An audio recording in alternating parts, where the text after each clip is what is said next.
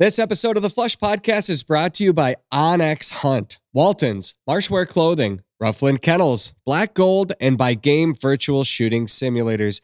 Today we're heading west to Reno, Nevada. My guest is Rowan Ricks of Trakn Outdoors. Rowan will share the details about his upcoming event called the Old West Shootout. He'll explain the format for his Gun Dog Challenge that's open to anybody that wants to participate. Plus, we'll talk about Rowan's bird hunting adventures around North America and his western bird hunts right in the mountains out his back door.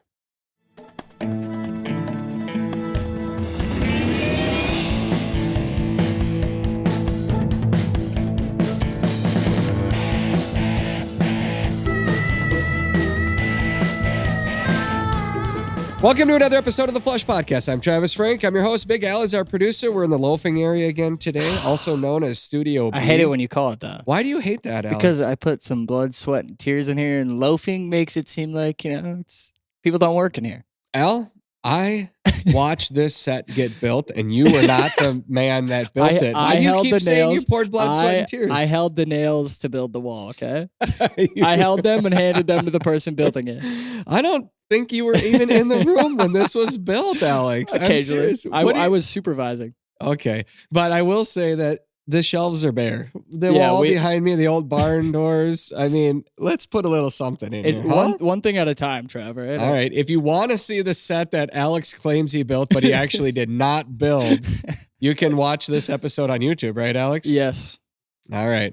Our guest today is Rowan Ricks. Rowan, where in the world are you at right now? You've got all kinds of roadkill, it looks like, and some dead things you found. We do. Yeah, absolutely. I'm in my little office, man. This is where all of our YouTube videos come from too.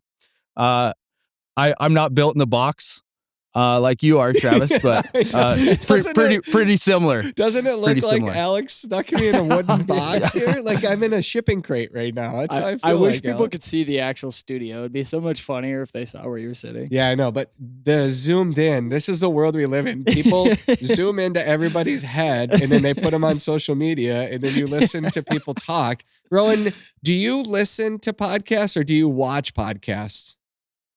Oh, listen. Absolutely. Driving down the road. Mm-hmm. What's your go-to? Do you have a go-to podcast? And why is it the Flush? And why is it the Flush? Hey, yeah, no, I listen to you guys all the time. I'll be honest with you though. I kind of steer away from a lot of like bird hunting podcasts. I'm burnout. Yeah. By the end of the day, if I'm listening to something driving down the road, man, I just kind of zone out on something else where I don't have to think about it, Sure, absolutely. Yeah, I hear you. I mean, there's times of the season where I'll kind of tune in to see what some of my buddies are talking about. And then there's times where I'm like, I'm going to listen to some music. I'm going to listen to some sports podcasts, things like that. Right now, our season is over here, but you guys are still hunting out there, right? Yeah, we're like right at the tail end of it. So everybody's trying to go as hard as they can, and especially, as much as we're filming and stuff. I've got 3 months to film, content to fill a whole entire year. So yeah, we're going pretty hard right now. Mm-hmm. Before we get started into this conversation, just a couple of nuggets here. All of the new episodes from our television show this past season that aired on the Outdoor Channel, they're now going up each week on our YouTube channel. So you can find that by going to YouTube, searching The Flush.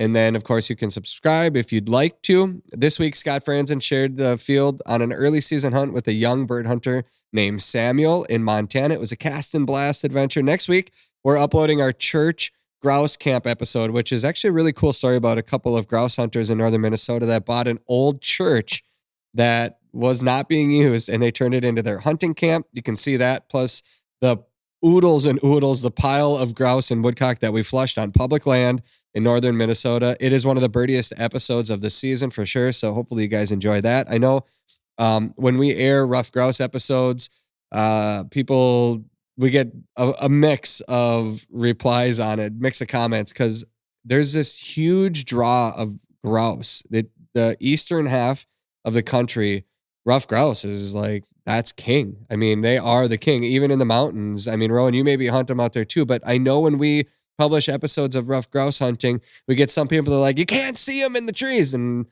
some people that are like, well done to your cameraman for capturing that, because not only are they the hardest bird to see and shoot in the woods, imagine having to do that with a camera. So we've got that episode. And I'm just looking at a few different comments on some of the videos that have posted, the Wyoming blues and some of the other ones. And it's funny sometimes looking at the comments, but here's one from our Wyoming blue grouse hunt that I thought was kind of interesting. While elk hunting, when I find grouse, I find elk. Not always the other way around. I'm sure it's a pressure issue. If I ever tag out early, I want to bring my dog and do some grouse hunting.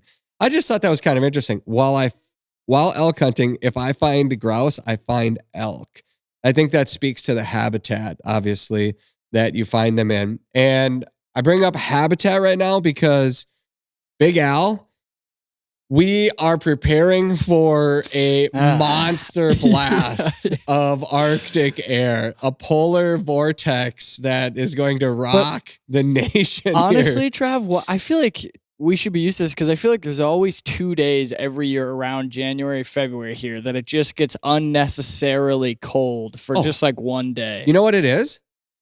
What? It's my birthday. It is always, no, I'm serious. If you look back at the calendar, odds are very good that January 20th is like statistically the coldest day of the entire year, almost every year. And we're missing it by two days. It's below zero. It's been below zero here in Minnesota, but we are about to bottom drop out. I mean, for those, I'm sure a lot of people listening or watching this are around the Midwest area or somewhere cold. But when we say Arctic blast, we mean like -50 real feel. Like if you go outside without being covered, you're getting frostbite in 5 minutes. Yeah, do not go outside naked right now. I do not recommend it. It is going to be a high of -10 here in central Minnesota on Friday. So depending on when you're listening to this episode, then you think about the low temperatures, then you think about the wind. And it makes me think back to some of my wildest, coldest memories. Alex, what is your coldest experience that you can remember? What is the coldest experience in your life? I know you haven't lived that long yet, so you can only go back a few years. You got probably about 20 years of experience on me, so yeah. I'm trying to think. I feel like when it's this cold, I try to limit being outside as much as possible. You're a wuss. What is your coldest honestly experience that you remember? That I can remember? Yeah. That I haven't blacked out because it was so cold. Hockey Day, Minnesota, when it was in Mankato. Yeah. I think it was like it was only like -10, but it was snowing and we were standing and sitting on metal bleachers the whole time for hours watching the hockey game. It was amazing because the snow was falling, but I was not wearing proper clothes. I wasn't wearing my snow pants. I had like two pairs of sweatpants on and then some steel toe boots, which was my first mistake wearing steel toe boots because those things were just like a freezer on my feet. Yeah, some of the NHL players on that particular game day, Hockey Day, Minnesota, there was an outdoor game and they had frostbite on their toes, and they're going to experience are not made for that cold. No, our hunting gear is way better. It's so great when you see these cold games like Lambeau Field, NFL playoffs, Minnesota. I mean, you think about some of these cold games. Who shows up? Blaze orange, baby. Camouflage. I mean, camo and blaze orange dominate. Doesn't matter what team colors you have. And then you have the idiots that take their shirts off and they want to be on TV. And they're going to make it on TV, but they're also going to have frostbite nipples. And wasn't it the Chiefs-Dolphins game like 2 years ago and Andy Reid's mustache was like frozen from the snot coming down his nose? That's just a normal December pheasant hunt, man. That is nothing at all. Okay, so I'll tell you a couple of my coldest memories that I can think of, thinking as the Arctic blast is going to hit -40 here in a couple of days. The one that really, I have two that took my breath away. One was I did the polar plunge. And I did a cannonball. And, you think about this for a second. There are first responders, firemen in suits standing in the water. And you know why they're there? Because of you? Because you might die. They're going to pull you out so that you don't. You jump in frozen water and it literally takes your breath away. And then another experience was I went through Lake of the Woods while ice fishing, we hit this crack, and I think I shared the story before, but 6 of us went in. We got everything out. Nobody got hurt, but it was like 10 below, I believe, that night, and everything on our bodies froze solid. You were the Tin Man. We were the Tin Man, kind of like Ben Bredigan last week when I told the story about his pheasant hunting. But I think my coldest actual air temperature experience, again, was on Lake of the Woods, and this was back in college. And it was like 6 or 8 of us buddies were ice fishing up there after Christmas, around New Year's, somewhere in there. And it was air temperature close to 40 below zero air temperature. And then you factor in some wind. And one of the gentlemen with us, it was my buddy's uncle, and he doesn't have a lot of fat on the bones. We'll just say that. And so we had the heaters, the sunflower heaters going inside of our pop-up ice shacks. And then we had a trailer that we hauled out with a 4-wheeler. And so my buddy was driving the 4-wheeler, that the electric start wouldn't work. And we were actually thinking we might get stranded because it was so cold that things were gelling up. But we got his 4-wheeler pull started, and we loaded everything onto the trailer. But then his uncle, he was, like when you see in a cartoon when somebody's cold and their teeth are chattering, and they're shaking.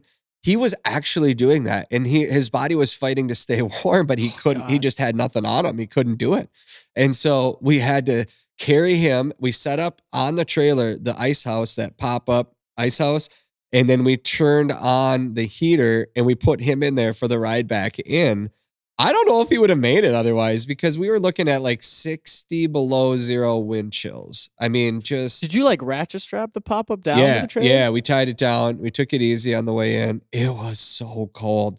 And that's getting close to what we're about to experience here in a couple of days. Rowan, you've heard us blabber quite a bit here. You got to have a cold memory. What's your coldest? Yeah, we don't get like that 40, 50 below around here. Nice. Like if we see 10 below, I mean, it's cold. That's cold, definitely cold for here.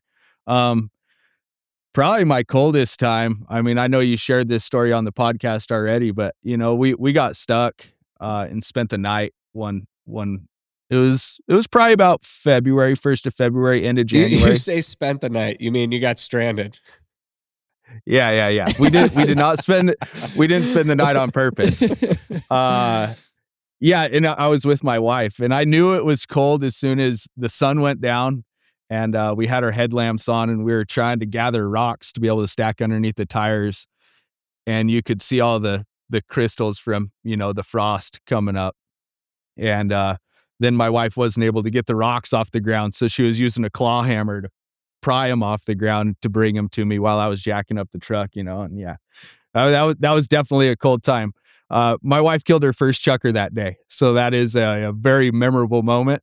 And we had at least one chukar to eat just in case, But yeah, it was a cold time. Did you ever think that you were going to have to go out and harvest your own food to survive at any point during that ordeal? No, not really. I mean, we had snacks and stuff in our bird bags. We were just exhausted. We hiked 10 miles that day. And at one point, my wife, she had just started a new job like a week before that. She says, "Hey, I need to hike to that ridge and just get cell phone service." I said, "It's dark. We're going to stay right here and we're going to figure this out. I'll get you to work. Don't worry about it." Well, I appreciate you taking the time to write the story. That was a couple of years ago. Any other getting stuck or any other lessons that you've learned since then that are worthy of sharing? Yeah, that episode right there of getting stuck really changed the game for me. Now we have winches and traction boards, and now we're way more prepared. Yeah, I've winched out a couple different times this year that if I didn't have a winch, we would have spent the night. But yeah, I'm a little bit more prepared now. I think once you experience something difficult like that, or an accident, or you get stuck, or somebody gets hurt, that's when you realize that you're not prepared. We talk on this show all the time. I had a guy on that was part of the CPR training class that I took this past summer, fall. And, I learned a few things that I may one day use to help save a human life out there in the field. We have vets on. We talk about, what do you want to have in your truck? What do you want to have in your game bag? And if we have these conversations and people choose not to do anything about it, when that moment of truth comes, you're going to wish you had it. You're going to wish you were prepared. And then after it happens and you realize you're not, you make the choice to make sure you've got what you need out there. Just like you experience, Rowan, you're like, I didn't have anything to ratchet strap myself out. If you're going into that country, you got to be prepared or you may be stranded. Yeah. And, thinking back on it now, it's like, even if I had a winch, we were in this barren land, unless I had some long stakes that I could drive in the ground or something to be able to winch myself to. I really didn't have anything to winch myself to, but some traction boards would have definitely helped me in that situation. Sure. So we jacked that truck up 3 different times and didn't make it 6 inches. I think it's been a couple of years since I read that story. Maybe just give a quick overview. You were out in Nevada chukar hunting, right? You took your wife on her first chukar hunting experience, and how'd you get buried? What was the scoop? Well, it wasn't her first chukar hunting experience. She'd been chukar hunting with me quite a bit. Okay. She just hadn't had the opportunity to really kill a bird, Gotcha. And so we went into this area and it was really frozen from the night before, and we hiked around. And we saw a lot of sign and stuff, but we just weren't getting into birds. And I said, hey, I got a little spot right here. I know these birds hang out in this little crevice. So we hopped back in the truck. And when we were driving to this other spot, I told Elise, I said, man, things are really softening up. This is getting a little bit sketchy. And she's eating a chicken Caesar wrap from Maverick. And I said, you might not want to eat all that on the way out of here. That might be dinner, and she kind of giggled at me. I'm like, no, I'm maybe being serious. Like, this is pretty muddy out here. And so we go for one last hike, and we got into these birds, and these birds were right where I planned on them being. And this one bird just goes straight up in the air.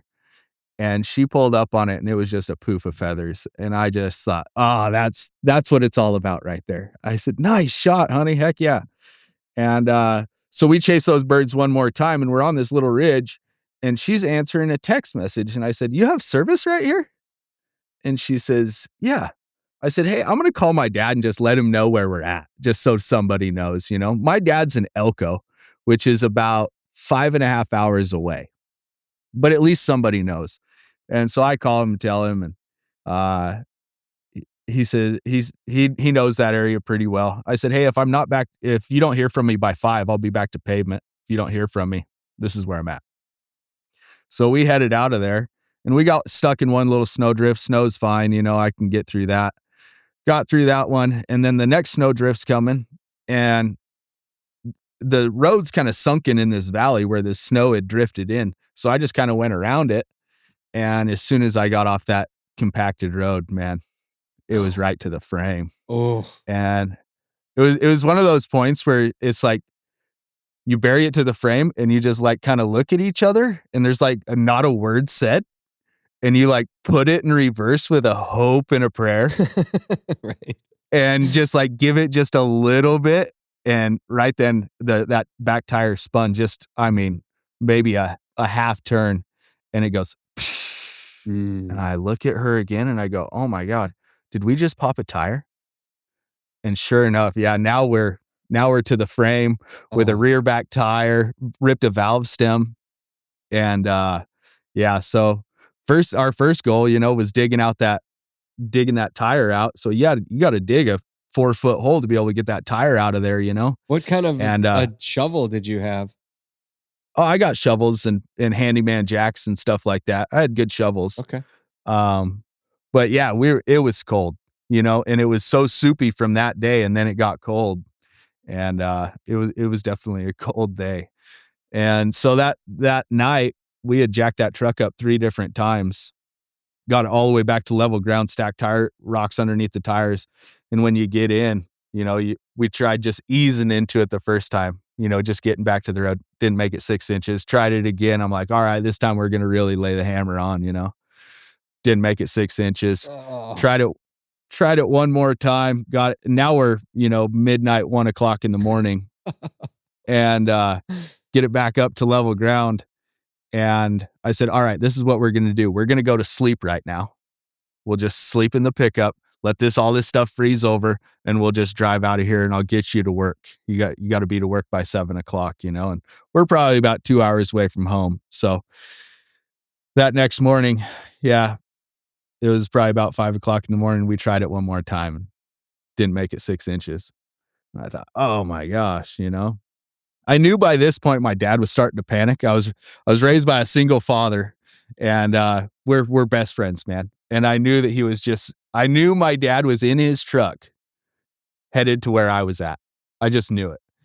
And so that next morning, we tried it one more time. We jacked it up. It was probably like 8:00 in the morning. Jacked it back up. Tried it again. Didn't make it another 6 inches. And we said, well, we hiked 10 miles yesterday. We're only 8 miles from pavement, according to Onyx here. So let's head to pavement. And so we took off walking. We got to our first ridge, and I saw 2 trucks, and I'm like looking, and I said, Elise, that's my dad. And we're like high-fiving, right? We're like, all right, we're saved. And like we had been out there for a week, And so we quit walking. We're like, oh, they're coming right to us. Well, they went down this dip, and they never came out of it. We're like, all right. So we kept walking, and we got to the point where we could see them, and we could see, how like there's like ice over those little puddles and it's hollow underneath. Well, we could see it in their tracks that they had turned around and they headed back out the other way. And I'm going, all right, well, no loss, no gain, right? We're just going to keep walking our 8 miles. Yeah. So all of a sudden we get like another mile on my phone. Ding, ding, ding, ding. Text message just start rolling in. And so I hurried up and I tried to call Dad. He didn't have service.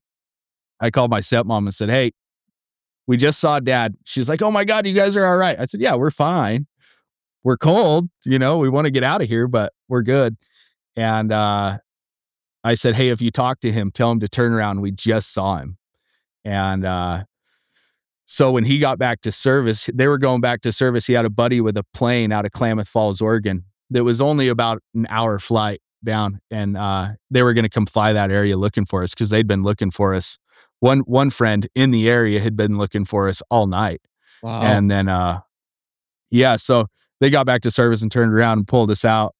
And he pulled up, and my first thought was, you didn't tell grandma, did you? Because I knew I knew my grandma would just be worried sick. So yeah, it was a memorable time for sure. And hope to not do that again. What does that say about you, though? I mean, do they think that you're not capable of surviving one night, that they all put in panic mode after 1 hour of not hearing from you?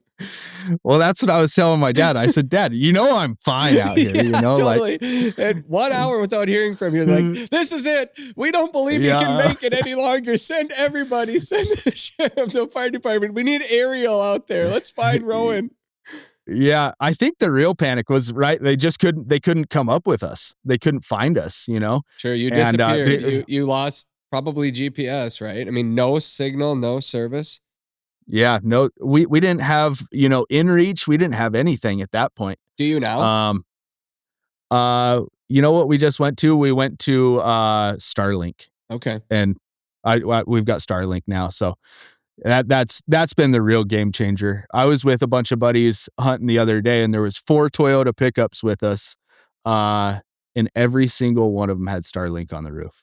Wow. I mean, it's just a game changer out here in the West, because we live in the most mountainous state in the country, and so cell phone service is a little bit hard to come by at times. Mm-hmm. So I think people hear that pheasant hunt in maybe South Dakota or Iowa or something, where you're in these blocks of flat ground that has grass, and you just can't wrap your head around how vast it can get, where you really do disappear out there. And you hear stories every once in a while of people that go missing on an elk hunt or a backpacking adventure in the mountains. And it's almost hard to wrap your head around that here, because our tracts of land are so small. I mean, Oh, the yeah. wilderness, even in northern Minnesota, northern Michigan, northern Wisconsin, you don't have to go that far before you're going to run into a road. And you think about, you can walk 12 miles out there and not hit a road or more.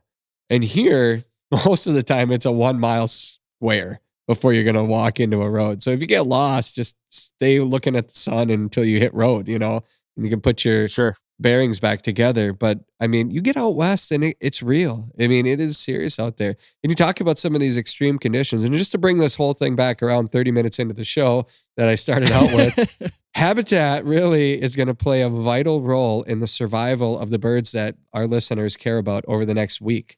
We have the most extreme weather conditions that these birds will face coming at them now over the next 7 to 10 days. And we're talking dangerously cold temperatures. Wind chills here in Minnesota are predicted to hit negative 45 degrees below zero. That's wind chills in central Minnesota. The further north you go, colder. Rowan, obviously. can you even wrap your head around that right now? No, that's crazy. That's crazy temperatures. But hey, I can totally wrap my head around, the way you're talking about that block land management and stuff like that. I mean, I've had multiple 12-mile days this year and never crossed a road. Yeah. So. Well, we'll talk about some of those, but first I just want to reiterate the value of habitat. If the birds are going to survive, they need to have the cover. They need to have the wintering cover right now. And that looks different for every species. For rough grouse, they could freeze right there on a branch.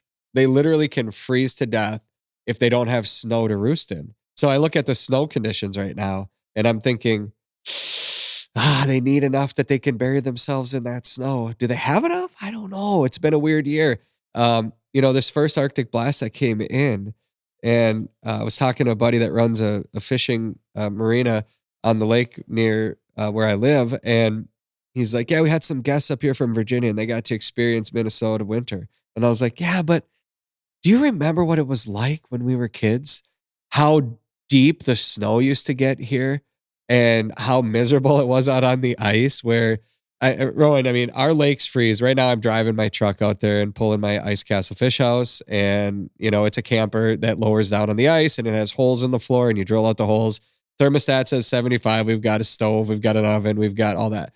When I grew up, we built a 4x4 sheet plywood on top of 4x4 sheet of plywood. And we built ourselves ice shacks that way. And we put heaters in them and everything else. But to get them out there, they didn't have wheels. We had to pull them out. And sometimes the drifts would be 3-4 feet deep. Underneath the snow would be 6 inches, 8 inches of water.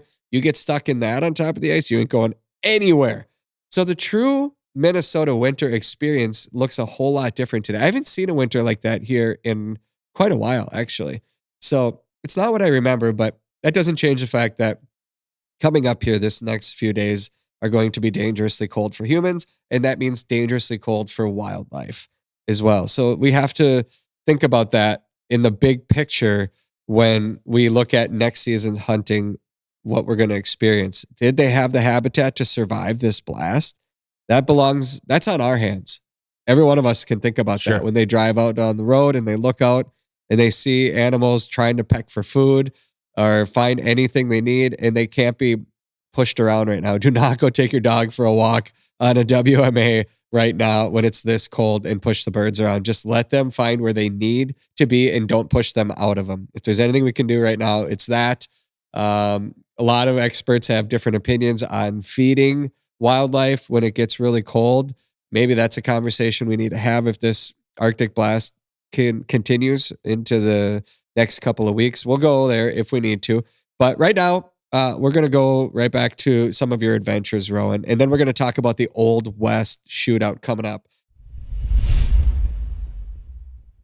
When the hunt is on, your dog's performance matters. Every step, every sprint, every retrieve. It takes stamina, strength, and focus, and that starts with what's in their bowl. Black Gold dog food is crafted for active dogs, delivering the balanced nutrition they need to power through the season and beyond. Because a good diet isn't just fuel for today's hunt, it's the foundation for all-season performance.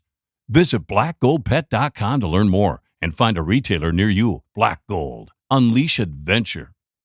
Marshwear Clothing is one of the hottest clothing brands in the outdoors today. Marshwear designs clothing for the pursuit of good times and the great outdoors. Their lineup is versatile from field to hunt camp to a night out on the town. They have field staples like the Westwood jacket and long haul pants and everyday classics like the Sullivan Tech hoodie. Marshwear designs clothes to keep you looking and feeling your best while you're in the uplands and on everyday adventures. They have classic styles updated with modern day materials, and I can tell you firsthand the fit and quality is top of the line. Their focus is on the details that matter to us in the field because they too live the outdoor lifestyle. Marshwear clothing, built for the pursuit of good times in the outdoors. Check them out at marshwearclothing.com. Here's a scouting tip that might just help you find a few more wild birds. First, grab your phone and then open up the onX Hunt app. In the bottom right corner, click on the 2D button and then select 3D. Then place 2 fingers on the screen of your phone and slide them up together at the same time. After that, zoom into a property that you've hunted before or one that you've never been to and take a look at the terrain in 3D. I bet you'll see a few nooks and crannies that will hold birds out of the elements. I bet you'll see the land in a dimension that you never thought possible. These are the details that matter when you're putting miles on the truck and on your boots during a hunt. onX Hunt is the ultimate tool for us bird hunters. It shows our position on planet Earth, land boundaries, land topography, burns, forests that have been logged, weather, and a whole bunch of other features that will make you a better hunter. If you've never tried the onX Hunt app, then you can download a free 7-day trial to help you understand why hunters like myself simply can't hunt without it. Know where you stand with onX Hunt. But you went to one of my favorite places in the world this fall, and you went there last year too. You went up to Alaska and you did the ptarmigan hunt that I was blessed to experience with Eric Locker and Bob Letta and all Alaska Outdoors. I think I went up there 4 years ago, 3 years ago, maybe something like that. 3 or 4 years ago, the ptarmigan hunt for whitetail rock and willow ptarmigan. Fly-in experience. You did it. You brought your wife up there, right? What was that like? Yeah, that's that's an experience that'll last a lifetime, man. I mean, Alaska is no joke. You drive across bridges and look down at rivers and see that amount of fish in rivers and stuff, and it's an act of Mother Nature that'll take your breath away. I mean, that's truly one of the last wild places in the world. I really believe that. But yeah, Alaska is that whole operation that All Alaska does up there. That's a heck of an operation. Bob just does a great job. Him and his team. Eric Locker with his dogs and his guiding experience is unmatched, and they got another guide up there, Evan. He's heck of a hunter too. Yep. Yeah, I heard Evan join the team, and that's when I was hunting with Eric and Evan. They were just 2 young bucks that like to get after it out there. They hike the mountains, and Bob caught wind of these locals that get out and hunt, and he had lost his bird dog, and he's like, I need, because he does the fishing all year long, and then he's always done ptarmigan hunting, but he needed somebody to help take his customers out. And so when we hunted with Eric and Evan together, Bob's like, yeah, these guys know what they're doing. And he added them to his team out there. And I know Evan joined them this year too, but those guys just have the same drive you and I have, Rowan. I mean, they have the drive to want to go, and the miles that we put on, maybe we're a little bit different. I don't know. Did you guys talk about that at all when you hunted with Eric? Just the difference of having an airplane versus not having the airplane? Oh yeah, for sure. He did say that he had some walk-in areas, so, weather is so unpredictable in Alaska. So sometimes you can't fly, so they do give you the option of, maybe you can go spruce grouse hunting or we can do a walk-in for willow ptarmigan or rocks or, something along the lines of that. And, he says, yeah, but we're going to hike at least 6 miles before we get into birds, Yep. And it's like, oh, okay. Like when you're flying into these places, you could get into birds a few hundred yards away from the plane, right. So, but the plane thing is, coming from Nevada, a plane around here is a luxury item. You get to Alaska, it's a tool, man. Right. Like they don't think of it as like a luxury item. That is a piece of equipment that everyone in, we're I don't know if you stayed at the lodge at All Alaska, but they've got a lake there there's got to be 10 planes just on that one little pond. Yep. everybody's dock and everybody's house, you know? So yeah, it's a pretty cool experience without a doubt. Oh yeah, absolutely. I mean, it's iconic when you see the beaver, the javelin. I mean, you just see these planes docked up there, and they all fire them up in the morning, and people are going on their own different adventures, and they're just taxis. It's the means of transportation up there. I suppose I have a buddy that I grew up with that he lives on a native or in a native village. He's a teacher up there, and there's no roads to get into this place. So the only way in would be by float plane during the summer. And then during the winter, it's snow machine. That's it. Yeah. They don't have vehicles. I think there's some small roads around town for people to get around in vehicles. But they had to get the vehicles there. There's no roads to this village. And I mean, it's subsistence living up there. It is a completely different lifestyle. I actually want to go visit him because I love wild places, man. And that has to be way up there. But yeah, those planes, they just changed the game when you can get somewhere. Could you imagine if you could fly up to the top of a mountain in Nevada and get after the chukar?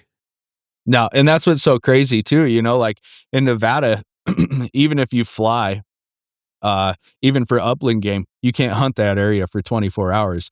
Well, up there, it's a little bit different for small game species, you know? Yeah. So you have that opportunity in Alaska. In Nevada, you don't. But, you know, I like how you also brought up the beaver, right? Like that's like the number one plane in Alaska. That is the ultimate workhorse that these guys can have. And they quit making these planes like in the 60s. You know, so all these planes are like 1950s, you know, you get in and it's like, this plane is an antique, right? You know, and if something breaks on this plane, they have to build it. Doesn't that freak you out when you're in the plane up in the air? Well, that freaks you out. And also the fact that, you know, like the guides that you're with, like I think I wouldn't trust myself to be a pilot. I wouldn't trust myself to be a pilot. The conditions that they fly in up there are so extreme. And yeah, they have a lot of experience, but the only way to gain experience is how? Oh God. Yeah. You got to live it. You got to go through it. Yeah. And you're like, at what point in your flying, like I flew with Bob Letta. He flew us in. But some of these guys, I know, like Eric, he's talking, last time I talked to him, he goes, yeah, Bob's thinking I should probably get my pilot's license and I can start flying too. And I'm like, what? Whoa, are you gonna? I mean, you're just an Iowa boy down here that, you know, migrated up to Alaska. Are you sure you're flying? And he's like, I think I'm going to do it, which I should probably have him back on the podcast again to find out how his life is changed up there. But yeah, that's just, you're putting your life in somebody else's hands. I remember some of my Alaska flights years ago. You know, the old bleep handle is just a piece of rope hanging that was screwed up onto the ceiling, and then there's a washer there holding it that it's tied to, and then there's a handle. So it gives you something to hold on to, but it doesn't do anything. It's more for you to just feel like you are doing something, but you have zero control over your own life at that point. Yeah, you know, we had one somewhat kind of close call there one day. Fog had rolled in. We weren't able to fly out till like 10 o'clock. And he says, and we were trying to get back to this spot that we had went the year before. I said, Bob, we want to go back to that spot. And he's like, I might be able to get you guys in there. So we took off. We went up through this canyon, and it was like the fog was lowering and lowering and lowering. So we just kept going lower and lower. And now we're, you know, a couple hundred yards off the valley floor there. And he's like looking up to the right, you know, through his window. And he's like, that's the pass we need to go through. We're not going to make it. And we looked down, and there was a lake there, and he laid it down. And we sat there for a couple hours and waited for the fog to roll out of there. And there was the Outdoor Channel was with us because they're getting ready to release a series on Bob. It's called Dr. Bob Diaries. Should be coming out here pretty soon. So cool. And so, yeah, so they landed there with us, and we all sat on the beach, you know, and waited for the fog to lift. And we were able to get in there and get a few hours of hunting in. And my wife, she had a great day that day. She had like 8 birds in the bag, and none of us had a bird. And it was just like, gosh darn it, Elise. Wow. You're making us look bad out here. I was talking to my wife about this the other day, and I said, would you have interest in going up to Alaska and going on that adventure? And she's like, what? Are you serious? I'm like, I don't know. Maybe. I mean, I'm just wondering, is that something that intrigues you? When you brought it up to your wife, Rowan, what did she say? Absolutely. Yeah. She is, she's right there with me. She's a little bit bummed right now because I'm filming all the time, and she's not able to come chukar hunting with me, and go to these other people's spots. I try to keep everybody's spots, pretty secretive. So, but yeah, she's all about it, man. She's my number one go-to. She's always riding shotgun. I love that so much. Has she been hunting with you since you guys have been together, or is this a recent thing for her to hunt with you? Yeah, no, she's been right there beside me as soon as we started dating. Yeah, we were chasing something. Did she hunt before you or you before her? Yeah, no, she didn't hunt before me. I grew up hunting, raised by a single father and stuff. So I've always hunted, and that my dad's just, born and bred, hunts birds, so yeah. What was your earliest bird hunting memory, and what kind of dog was it with? I'll be honest with you, Travis, I couldn't even tell you my first early bird hunting memory. I just kind of grew up doing it. Probably my earliest memory is a picture that I have of me.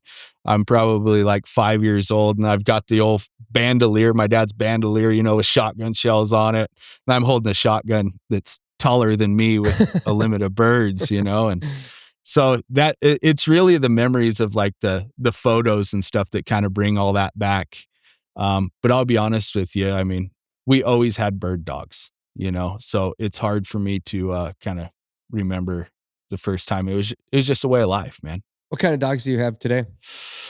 I've got a German short hair and a German wire hair. And the short hairs have kind of always been, kind of a staple around us.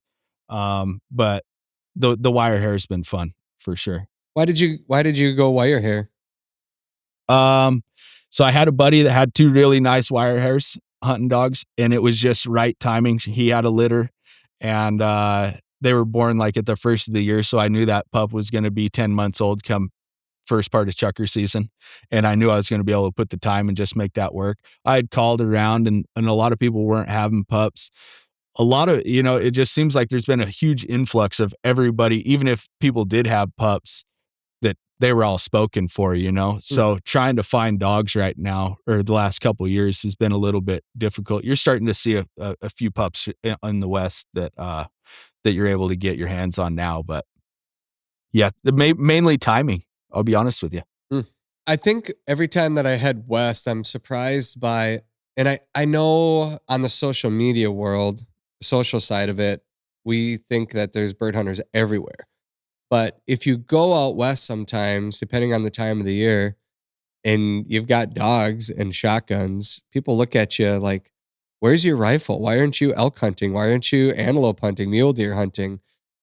Is it growing in popularity, bird hunting out there? Or do you feel like big game is still just dominating to the point where people don't realize the resources that live on the mountains out there for bird hunting? Yeah, I think that big game's always going to be number one out here. It takes a lot of work to be a bird hunter. You got to have dogs, and you got to be set up for it. And now you got all these GPS collars, and it's not just a one weekend thing. It's like this is a lifestyle that people live at this point. And it is getting popular. Don't get me wrong. I'm starting to see a lot more people in areas, especially that are a little bit closer to town and stuff. But relatively, it's nothing like an elk hunt. When you go to central Nevada and you're chasing 400-inch bulls, there's trucks. You can see 10 trucks and from one peak. It's not quite like that, but I do see a lot more people out there hunting for sure. Did you hear that comment that I read earlier from a viewer that said that they find the grouse, and we're talking blue grouse in this particular episode, but if they, what did he say? Something about he finds elk while elk hunting, when I find grouse, I find elk, not always the other way around. Do you find that to be true with like chukar or any of the other upland bird species that you hunt in the mountains? Yeah, absolutely. I mean, I think you nailed it when you were first talking about that. It's just good habitat, right? There's Mhm. some sort of water source close, especially in Nevada. There's not a lot of water, So when you find, there's springs and little canyons and stuff, and that's where all your wildlife is pretty much going to hold up around here. So yeah, I think that guy kind of hit the nail on the head. Once you start seeing other wildlife, you're going to come across what you're looking for. Good habitat holds it all. How would Yeah. you rate, if you had to give a grade to this hunting season, what would it be? Mm. Last year was like a 12 out of 10, Yeah. So, this year we're getting back to kind of normal populations and stuff, and, I'd probably give it a 7 out of 10, to be honest with you. There's still a lot of birds. I think the biggest thing that people are struggling with this year is we had a terrible hatch. So Can everything, you all the can you yeah. point to why? Because I've heard that from buddies out west. They're like, it was all adult birds this year. They didn't have a hatch. And I said, well, why? And they go, we can't figure it out. Yeah, and no one can. Listen, we had a great winter last year. We had a great spring. We didn't have spring rains. We had some good summer rains that kept green grass on the hillsides all, even right now, like you're going up there, which is usually kind of our driest time of year. Everything's usually really brown. I mean, you're looking at hillsides and it's bright green. So, yeah, Hmm. you just had a lot of carryover birds from last year, and these birds are educated. They're very, very educated birds. If you come in telling your dog, a lot of these guys are, whoa, whoa, telling their dogs to whoa. You can't do that to these birds this year. You better be quiet. And that dog better whoa by himself, or you should be able to stop your dog on the collar, because these birds are going to flush when you're saying things like that, for sure. So why can't anybody figure out the hatch? Why is it a mystery that there was a bad hatch? Because here we can point to moisture. We can say the rain killed them, the cold temperatures killed them. This is the peak of the hatch, and we had 3 inches of rain, and it was 48 degrees, and the chicks all died. Like we can look at it. We can look at the weather and say that's what killed the hatch. Why can't you do that up there in the mountains? Normally we can. Every other year it's like, hey, this is why we had a great hatch.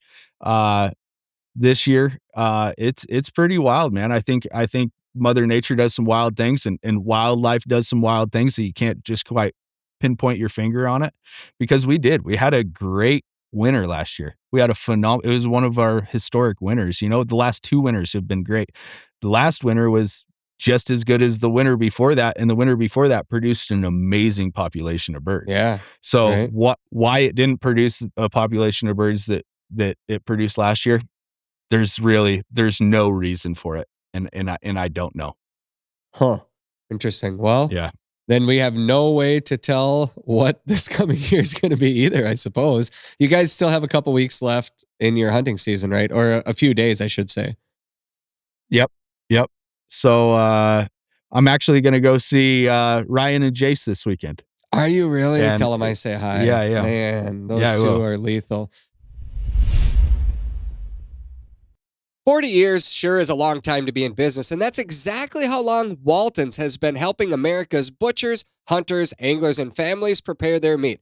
That is quite a milestone, and to that, I say, Walton's, congratulations on 40 years in business to your entire family. I sincerely hope that you know how hard they work to provide all of us with the right tools to process and prepare all of our hard-earned meat. Walton's motto is everything but the meat for a reason. They have everything we need to process every cut of meat you can think of, and after a long hunting season, I'm hoping you have a freezer full of it. If you're looking to make sausage, jerky, snack sticks, roast, you name it, Walton's can help you with the tools and the knowledge to do it right the first time. Check them out at waltons.com. And congratulations on 40 years in business. You've earned our trust. If you're looking to sharpen your upland shooting skills, or maybe your kids are starting to get into the sport like mine are, then you need to check out GAIM. That's GAIM. Our friends over there are changing the way we approach training. Their cutting-edge virtual reality hunting and shooting scenarios immerse you in the field without actually leaving your home. Whether it's game birds or clays, the GAIM system allows you to practice your shotgun mechanics, giving you real-time shot feedback that allows for instant adjustments. And it's been incredibly fun for my kids. It allows them to safely build confidence, which I know translates to success in the field. Virtual training, real results. Click the show description below to learn more, or visit their website at game.com to try for yourself. That's GAIM.com. If you're heading out on the next hunt, don't forget the teammate who never complains and never misses, your dog. At Roughland, we built the ultimate travel system for hunting dogs and the people who run with them. It starts with our one-piece kennels, built tough to handle rough roads, cold mornings, and whatever else the season throws at you. From there, customize your system with stackable gear, food and water containers, organization trays, or insulated covers. Everything is lightweight, field-tested, and made right here in the USA. Because let's be real, we don't deserve great dogs, but great dogs, they deserve a Roughland. Visit roughlandkennels.com today and build your version of the ultimate travel system before your next flush. What's Trakn Outdoors, and how did you start that? Oh man, it just kind of started as a page, an Instagram page, and just kind of sharing my experience. I've been bird hunting since I was a child, and just kind of sharing some of these old photos of my dad, in the 80s with long hippie hair, and now he's all old and sophisticated, and just sharing all these old pickups with birds all over them, and that's kind of how it all started. And then it took off, and I just said, well, I'll start filming it, so obviously we all started with iPhones and then went to the GoPros, and now we're thousands of dollars deep in camera gear, Mm-hmm. And it's just really taken off. And then obviously the dog trial, the Old West Shootout, really kind of blew things up as well. And that's getting to be a really popular event. So before we get into the Old West Shootout, Trakn is Trakn, right? What are your handles for people to find you and to watch your videos? Yeah, TRAKN_outdoors on Instagram. It's Trakn Outdoors on YouTube. So that's YouTube and Instagram are our main focuses. Gotcha. What have you learned by filming your own hunting experiences that make you maybe a better hunter or communicator or conservationist or anything at all that might be beneficial to the landscape? Yeah, absolutely, man. For the first 3 years, we just filmed ourselves, right? GoPros on our heads. We would use a big camera around the truck and stuff. But where I've really learned the majority of what I know now, especially about the landscape and how other people do things. For the last 2 years, I've been filming other people, and we do a series called the Covey Code. And hunting with other people has been really eye-opening, just seeing how other people are hunting and how other people's dogs work. These other areas that I wouldn't even hunt, and we're driving into, and they're like, oh yeah, this is loaded with birds. There's birds everywhere. That's one thing that I've learned. If there's a little bit of water, they have spread across this state and across the western states, from Washington to Oregon to Idaho, Utah. I mean, these birds have really done well over here. Unfortunately, this year we didn't have that hatch that we were looking for, but yeah, there's the habitat really relies on water out here. Mm-hmm. And Nevada Fish and Game does a great job with guzzlers. There's, 3,000 guzzlers in this state, so they've just done a bang up job there. Yeah, I think habit, when you go back to like on the landscape and habitat, like water is key in our portion It's of the different area. here. When we have a Pheasants Forever banquet, we are looking to raise money to put grass, a variety of different grass species, back onto the landscape, right? When you raise money for is it the Chukar Chasers Foundation or some of the other conservation organizations out there, what is your main objective? What do you raise the money for? So Chukar Chasers is really into supporting the youth, and they do donate money to our Nevada Fish and Game for guzzlers and things like that. We don't do a lot of seeding and stuff like you guys do over there. In the research that I've done, I see you guys seed all kinds of different plant species. yeah, we don't have a lot of that, because things don't really grow unless they're already here, you know?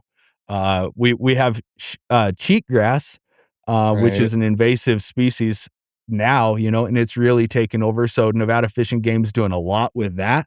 What are they doing So specifically? Are they trying to are they trying to fight against it? Are they having any success?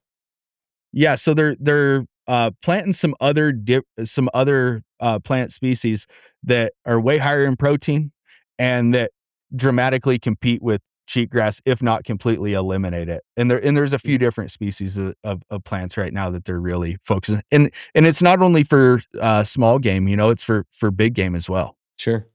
Yeah, I Yeah. think, I've seen some of the guzzlers out there, and it's hard to kind of wrap your head around just how vast and how big it is. And you think about, the fundraisers and the banquets and things and raising money. And I always wonder, I'm like, what's your number one objective as an organization out there, landscape wise? What is the number one thing you're working on? And maybe it's just guzzlers. Yeah, water. Yep. Everything needs water. I mean, it takes one bad year like we've got this winter. I'm looking outside right now and it's 50 degrees, in the middle of January, and it's like we've had no weather. We've had a few different rainstorms, but there's very little snow pack on any of these big mountains right now. So I think that's going to play a huge factor into this season, this 2026, 2027 season. Well, so if you're not going to get the snow, because you need the moisture up there, right? Do you think the weather patterns, though, have you seen any shift to where you're getting more moisture in the springtime? And is that making up for lost snow? I mean, I look at what we have here, and I just told you the story earlier about, I remember our winters being like 5-foot snow drifts or higher in places. We had just snow everywhere. Our snowmobile companies are basically going out of business here because we just don't have snow anymore for people to ride. You have to go to the UP or Great Lakes, lake effect snow, or into the mountains. But even you're saying there, you don't have all the snow that you used to. So it just looks different. And this is a trend, right? Weather is not the same as it historically has been on our landscape. And that has an effect on native grasses, native plants, and wildlife, obviously. And I'm curious as to what you are seeing there. As a bird hunter, you've had to have watched kind of things change over time and the effects of it, right? Yeah, it's kind of different over here because, like I said, the last 2 winters have been historic. I mean, we've had more snow in the mountains than it's going back into the early 90s when I was a kid. I think, but I think the real difference though is Chukar haven't been around here forever, right? They really started kind of exploding like in the 60s, Yep. 50s and 60s over here. I really think right now, like this is the good old days of Chukar hunting. Like we're starting to see populations now in areas that have never been there. And all it takes is one good snowstorm to push them over to the next mountain range. And I really see Chukar hunting as the good old days, like right now.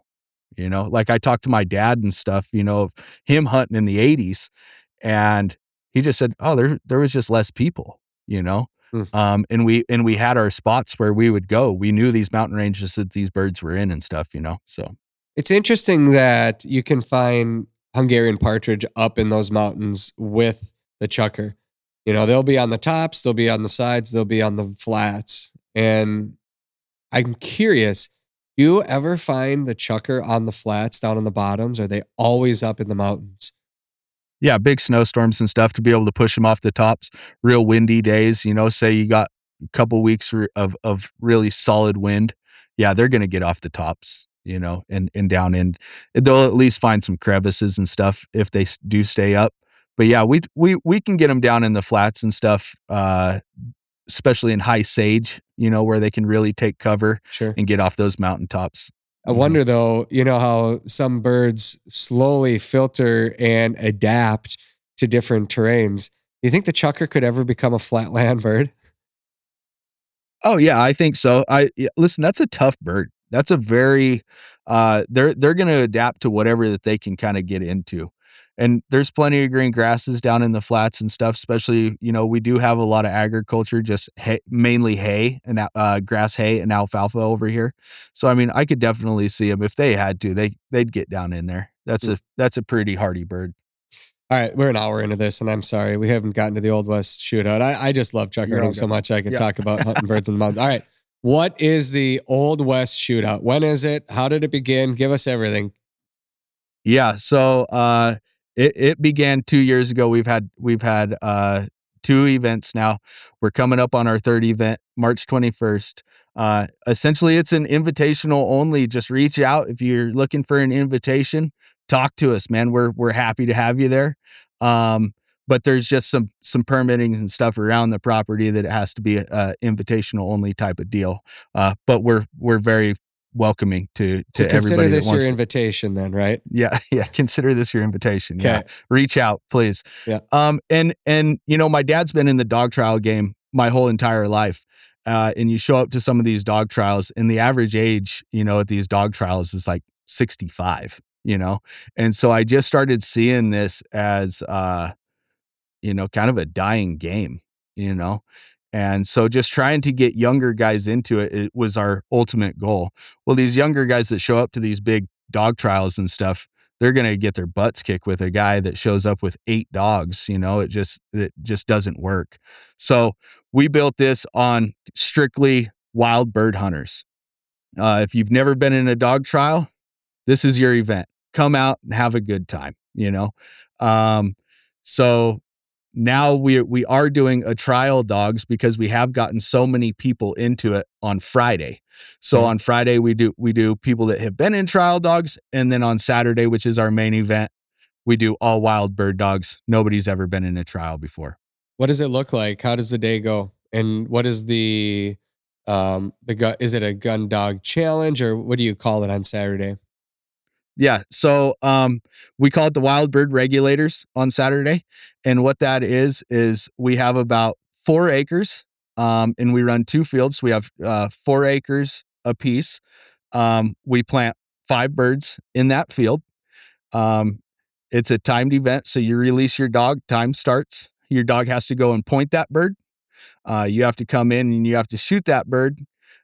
Any missed shots or a missed point or a partial retrieve is a time penalty. So we add 3 minutes for any time penalty. So there's 5 birds in the field. For each bird that you get in the bag, you get a playing card. So at the very end of it, if you kill all 5 birds, you now have a 5 card hand, and then we draw 1 wild card at the very end of it that really shakes up the game during the banquet dinner and stuff. So then what do the cards do?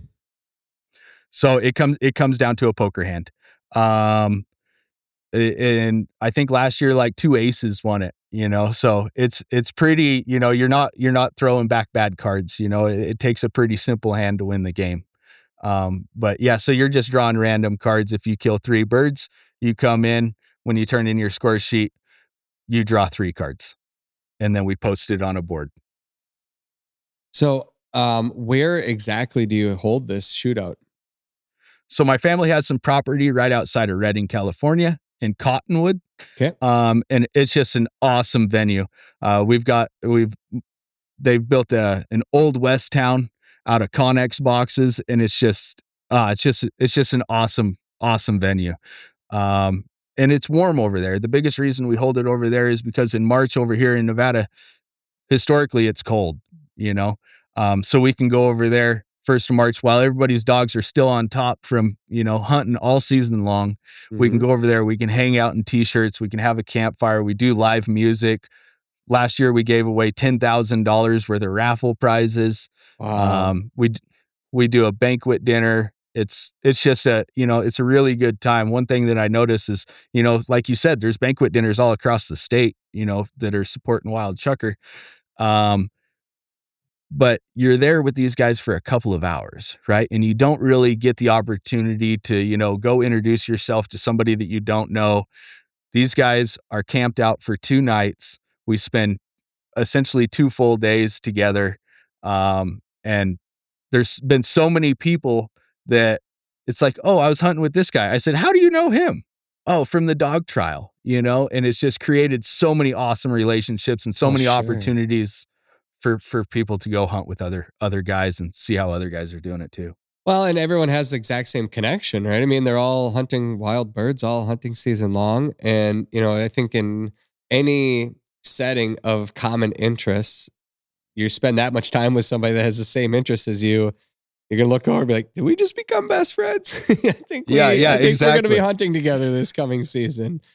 Yeah. And it's all like-minded people. And that's, I think the biggest thing about it, is all these guys are wild bird hunters. They're not dog trial guys. They are wild bird hunters.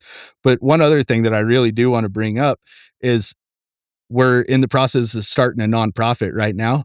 And so all this money is going to help me get this nonprofit off the ground. And next year, this will be a nonprofit event to go back and support exactly what you guys are talking about, the habitat, guzzlers, making sure there's water sources. So we're really looking forward to getting this deal off the ground right now. Awesome. How many people can attend this? Is there a limit? Yeah, so we're usually about 100 to 120 people. This year we cut it back to 100 people. We run 40 dogs on Saturday. We run 20 dogs on Friday. So, and then plus spouses and things like that. Gotcha. Do people need to have a license of any kind from the state of California to be able to do this? Yeah, a 1-day hunting license over there, I think is like $12 or $14 or something. Okay. So you gotcha. Got to shoot steel shot and follow California regulations, Gotcha. And your hunting seasons in California are not open during this time, right? It would just be a preserve type of a hunting license, I would imagine. That's correct. Yep. There's no wild birds, no wild chukar anyway, and around that entire area. So yeah. Gotcha. So how do people sign up? Jump on our website. There's signups there. Reach out to me on Instagram. I can get you that link. And we'll get you guys signed up. We'd love to have anybody that would be interested in coming and meeting other wild chukar hunters and be into conservation just as much as we are. Absolutely. Just repeat for us your social and your website handles just so people can find you if they're interested. Yeah, our website's www.Trakn Outdoors. That's TRAKN.com. And our Instagram is Trakn_Outdoors. And so is our YouTube, Trakn_Outdoors. Gotcha. We sure appreciate you making time for us on such a cold day. I know it's not cold for you, but I'm bundled up. You can see I'm wearing my jacket here. And I'm going to be wearing a jacket and a stocking hat and mittens everywhere I go for the next 10 days because I don't have hair on the top of my head and it's cold outside and I lose all my heat. And my kids are always like, why are you always wearing a jacket? I'm like, it's cold, you guys. You have insulation on top. I don't. Heat rises. Leave me alone. Because you don't have that nice mustache anymore. I know. I need to bring that back. Which, by the way, Pheasant Fest is coming up here pretty darn soon. And you know what that means for the mustache. What, I bring it back? Yeah, come on. It could be like a Pheasant Fest tradition. Last year you did it. All right. I'm interested. I'm open to this idea. Yeah, I'll think about it. Add a mullet for us, Travis. Yeah, that'd be good. If you can. Oh my gosh, how sweet would that be? Oh, yes. Well, now my brain is thinking about hair and what I can do and how I can grow it and where I can grow it. So we'll see. We'll see where it comes. Yeah, we are really close to finalizing our plans for Pheasant Fest. I know I said that last week. I'm sorry. But we are going to be having another event. The details, we're still working all that out. But if you're interested in joining us, just reach out because it's going to be awesome. Yeah. It's going to be real awesome. It's going to be we're bigger, better than ever. Yeah, just send me a message if you want. When I have that information, I'll get it sent out to everybody. Al, did we miss anything? Are we on track? Well, you only gave me a list of 2 things that you told me you wanted to talk about, and I think we covered it. So you said Nevada and the Old West Shootout. So I think we covered both of them. There we go. The computer is not, it's just here for looks. There's nothing on it. It's a blank page over here. Rowan, any highlights from this hunting season that you're going to hang on to? I think just hunting with other people. I've hunted by myself, for years and years and years. And now because of this, the Instagram page and stuff, I get the opportunity to hunt with other people and just learning how other people do it. I think that's my key takeaway for the year. Rowan, would you ever come up to Minnesota and hunt with Travis? Absolutely, man. Have you ever been like to the Midwest hunting? No, I haven't. No. See, Trav, that'd be perfect. Okay, so you've traveled then, Rowan, and you've hunted different birds in different places. What's on your bucket list? I've never killed any Sharpies. Okay. So I got to knock that off. I did kill a spruce grouse in Alaska. So I got that done. But I would love to see how you guys hunt roughies over there as well, because our rough grouse, we're at 10,000 feet, And, man, that sounds so appetizing. Oh gosh. I feel like the challenge, they're called the king for a reason. And do you feel like the rough grouse, when you're hunting them in the mountains, is more challenging than a chukar hunt? It's hard for me to say. I don't hunt a lot of them, but I have hunted them. They're a challenge, man. I think the biggest challenge over here, though, is it's hot. So you only get a couple hours worth of hunting with a dog, that time of year, before it really starts cooling down. And then once it starts cooling down, chukar season's here, and everybody gets a bit distracted. Sure. Yeah. I could find myself going after rough grouse, though, even during chukar season. I don't know. I love that bird. They're so hard to hunt. They're so challenging and so dang rewarding when you get them. I don't know what it is. Yeah. I mean, I know that the chukar tastes really good too, but I don't know. It's fun to have options, isn't it? Oh boy. Yeah. And Nevada's got a ton of options. I mean, we've got everything from valley quail, chukar, huns, rough grouse, blue grouse, Himalayan snowcock. Right. Right. So, have you done that? Have you hunted the Himalayan snowcock? Yeah, I have. And I've never killed one, but I have hunted them. My dad, he usually kills a couple each year. Really? What's your story then? How come you're falling short? Oh man. So there is a video up on our YouTube if you guys want to take a look at it, but weather plays a huge factor, as soon as you start getting some serious weather, you can't hang out in those mountains. That I grew up right at the base of the Ruby Mountains where they are at. And that mountain range has a weather pattern of its own, it just kind of comes up out of the desert, and there's a 12,000 foot peak there, So, I mean, it really jumps up out of the desert, and it just creates its own weather patterns. It makes it a bit difficult.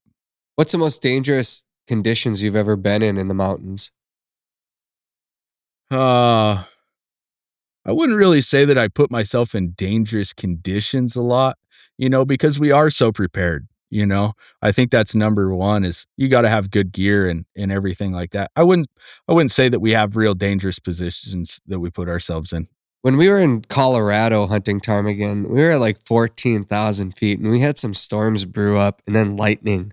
We had some lightning, and that's the big, you can't be up there with lightning. Do you guys run into that where you're hunting chukar?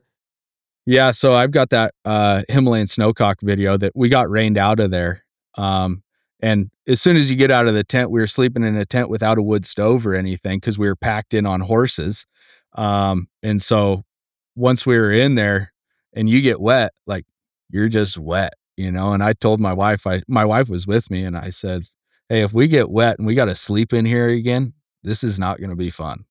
Yeah. And so we ended up just kind of hunting our way out of there. And going back and talking to the guy that packed us in with horses and said, hey, we need to go get our stuff, And so when we went back in, there was a huge lightning storm. We got over this big pass called Liberty Pass, and we're at, 8,000-9,000 feet, and this thunderstorm rolls in, and the snow's blowing in that horse's face. And so they can't see, because they don't like that snow blowing in their eyes. And so they're turning their head and they can't see. We ended up stopping there on this pass, and man, these lightning strikes were cracking off, and it was wild. And, the guy that was kind of running the horse string, one of my really good buddies, he says, hey, we need to get off this now, Yeah. And yeah, it was kind of a panicking moment for sure. That's probably one of the more dangerous situations I've been in. in any recent times. Yeah. Those are the kind of adventures you remember, though. You didn't get a snowcock, but I bet that story sticks with you, and you've probably told it a few times. Oh boy. Yeah, that was a good one. Yeah. Yeah. All right. Well, we'll wrap it up now. I know Big Al's got big, important things to do over here. So we appreciate you making time for us, Rowan. I hope that the Old West Shootout is another massive success. And thanks, man. We appreciate the efforts that you put in. I know that these kind of events don't just happen without somebody manning the massive ship that it takes to do it. So my hat's off to you. And I'm betting your wife has a big hand in a lot of this as well, too. So appreciate Absolutely. everything you guys are doing. And I wish you a whole bunch of success. Trakn Outdoors, check them out if you want to be a part of the shootout, if you want to follow some of Rowan and his wife's adventures into some pretty wild places, keeping the bird hunting tradition alive. So thanks, man. We appreciate your time, and we appreciate all the sponsors that make this show happen. And of course, we appreciate everybody that joins us each and every week to listen to us talk about bird hunting. We love it. We think you do too. If you have ideas for a guest that you want me to interview or topics that you want me to cover, send them on over. I do have to apologize. There is an issue with my Instagram messaging. If you've sent me a message on Instagram over the last couple of months, I just realized this. I'm not getting them, or I'm not getting all of them. So I apologize. If you've sent me a message that I have not responded to, will you please just reach out to our Flush Instagram page or our website and send me the same message again, and I'll make sure to respond. Just find us by searching The Flush TV online and send the message. One way or another, I should get it, except for some reason, I don't know why, my Instagram page is being goofy. So apologies for that. We'll be back, Al, right? Next week? I hope so. All right. With another episode of the Flush Podcast.